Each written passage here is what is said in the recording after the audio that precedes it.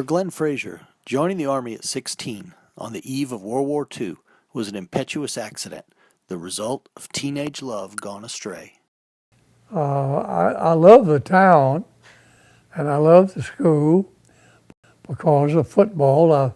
And of course, my love affair with my girl that we had talked about getting married. We'd lived together, played together. We'd skip school once in a while together, go to show together and everything.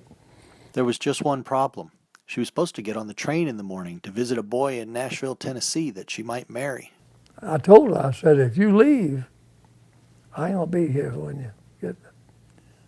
I said, I'm not gonna be here when you get back. So she went and told her mother she wasn't going to see that boy. So we got in that old 33 Chevrolet, drove down, started driving down to Greenville. So I pulled into Lover's Lane, and she says, what you coming in here for? I said, we got a lot of things to talk about. We cried, we kissed. He kissed me on my lips for the first time, and it was just like a fire to me.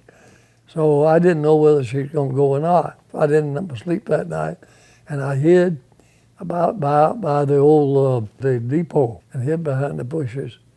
And here that 6:30 clock came, stopped. Here she came, Miss Morrison, put on that. And I went and got on my motorcycle and went to Montgomery. Trying to figure out how to win his girl back, Frazier thought of joining the Army. I was on the 16. Within a week, Frazier was on board a ship headed for the Philippines. The Japanese attacked Pearl Harbor and the Philippines 10 days after his 17th birthday. 6 hours after they hit Pearl Harbor, they hit us and killed 6,000 Americans and Filipinos. Frazier got his first taste of combat right away as a Japanese plane dropped a bomb on he and a friend as they walked to the hospital. And he saw us out there too on the road.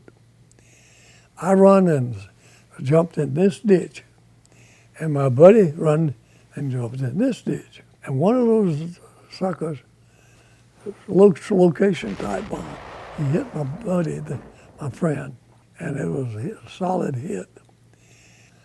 I never found anything except his left foot and his left shoe. That's when God gave me the spirit to kill. But I went on down to the hospital, and they had killed nearly 115.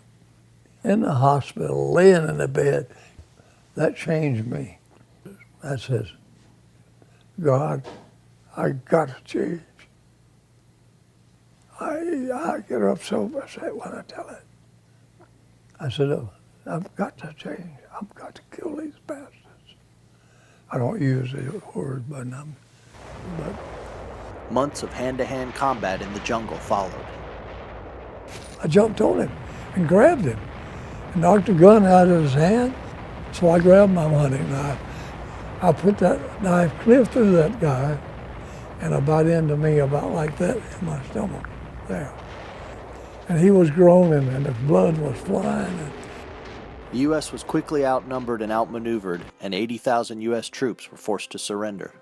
Well, you go there, they strip you off naked, and if you had anything that was Japanese, they'd take you out back and kill you. And then all guns were going regular, really. And as we walked, it got worse. They beat us, they killed them, they did all kinds of things. And up ahead of us, they were taking these guys out, 4 Japanese with long bamboo poles, points on it. And they were trying to fill that hole up. And when they wouldn't shovel anymore, dead or alive, kill them, roll them over. Frazier ended up at Camp O'Donnell, where 29,000 POWs would die. He was put on the death detail, throwing bodies into a mass grave. He threw one set of his dog tags into the mass grave so his parents would know what happened to him, because they didn't know he'd gone to war. The Army found the dog tags when they dug up the grave and notified his parents he was dead. By then, Frazier was actually in Japan, working as slave labor in a POW camp. There, he and the other prisoners suffered brutal beatings at the hands of guards like this, men who were later convicted of war crimes. Within days of the atomic bombs that were dropped on Japan, Frazier and his fellow prisoners were free. He found himself on a Navy hospital ship. She was holding my hands and they were looking at that thing she had.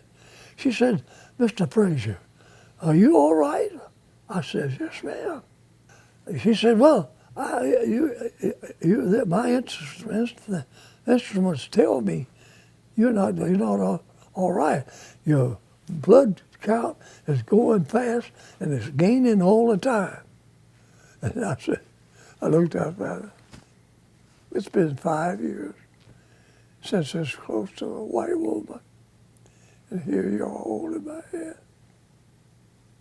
She just jumped up and said, "Hey, doctor, this one's ready for San Francisco."